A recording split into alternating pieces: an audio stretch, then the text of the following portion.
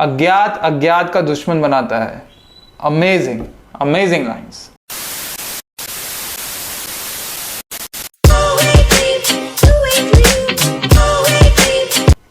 Hey guys, welcome to Leo lifestyle TV. आज हम बात करने वाले हैं एक खास बुक के बारे में जो कि है shadow unparalleled waves of life. इस बुक को पढ़ने के बाद मुझे ऐसा एहसास हुआ कि किस तरह से हम अपनी लाइफ में छोटी छोटी चीजों को अननोटिस कर देते हैं।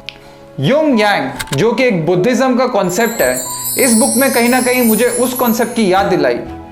यह कॉन्सेप्ट बात करता है टू काउंटर पार्ट्स की, जो कि गुड और बैड होता है। ये दोनों पार्ट्स हमारी ही बॉडी के होते हैं और कहीं ना कहीं ये भी शैडो का मतलब होता है। आपकी शैडो क्या हो सकती है? आप ही की परछाई, यानी कि कुछ ऐसी चीजें जहां पे आपकी लाइट नहीं पहुंच सकती, जहां तक आपकी कॉन्शियसनेस नहीं पहुंच सकती, कुछ ऐसी चीजें जिनके बारे में आप अवेयर नहीं हैं। This book questions every aspect of your life and somehow answers them as well। तो जो लोग बुक्स इतना नहीं पढ़ते या जो कि नॉन रीडर है, वो लोग भी इस बुक को पढ़ सकते हैं because it is of hardly too many pages और इट कंटेन्स ओनली 16 पोएम्स।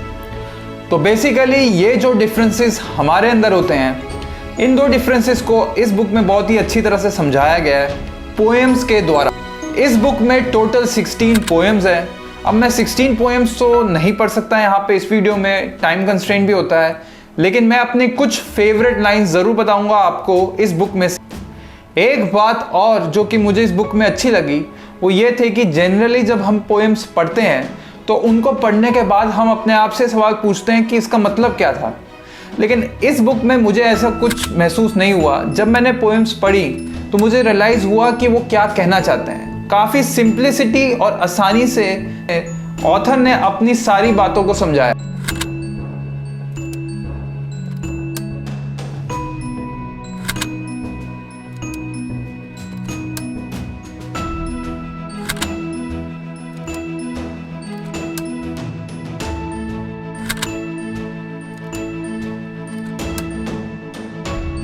जो अज्ञात में रास्ता जानता है वो समय की प्रवाह में डूब रहा है।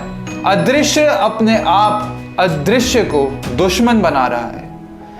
ये लाइंस बहुत ही सिंपली ये एक्सप्लेन करती हैं कि हम किस तरह से ओवर थिंकिंग के वजह से अपने आप दुश्मन खड़ा कर देते हैं। ओवर थिंकिंग किस तरह से हमें अपने आप खाती है, लाइफ में कितना कॉम्प्लिकेट कर देते हैं चीज़ों को। ओवर थिंकिंग किस तरह से हम जानते भी नहीं है, वो सेल्फ टॉक्स जो हम अपने आप से करते रहते हैं और वो किस तरह से हमें ही परेशान और खाती है। तो सेल्फ टॉक्स के बारे में और अवेयर होइए।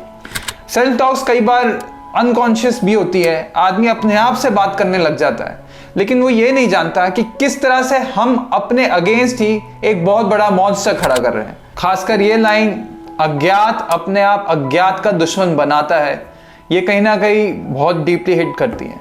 तो अगर आपको मौका मिले तो आप इस बुक को जरूर पढ़ना। मैं इसका लिंक डिस्क्रिप्शन में भी दूंगा, आप जाके चेक कर सकते हैं। मेरे कविताएं हैं और मेरा भाई का कविताएं हैं, सतीश कोटो जो है उसका नाम। All of a sudden it was happened, he died due to chest pain. वो पूरा कविताएं इस थीसिस के ऊपर रिजॉल्व होते हैं। I feel you love those readings and blesses. ये बुक के साथ जो रेवेन्यू आ रहा है, मैं उसका फैमिली को सपोर्ट करने के लिए और चैरिटीज़ को देने के लिए मैं ये बुक पब्लिश किया हूँ, ताकि उसका नाम रोशन करे। जो जहाँ पे है आप ही feel happy if you read this particular book. For that reason I kept it for a very very low price. Thank you. आज पता नहीं क्यों मेरा मन नहीं कर रहा कि मैं इसको लाइक कमेंट शेयर और वो सब बोलूं। बस आप ये जाके बुक पढ़िए और मुझे ज़रूर बताइएगा कि आपको कैसी लगी। और नेक्स्ट टाइम मिलते हैं फिर।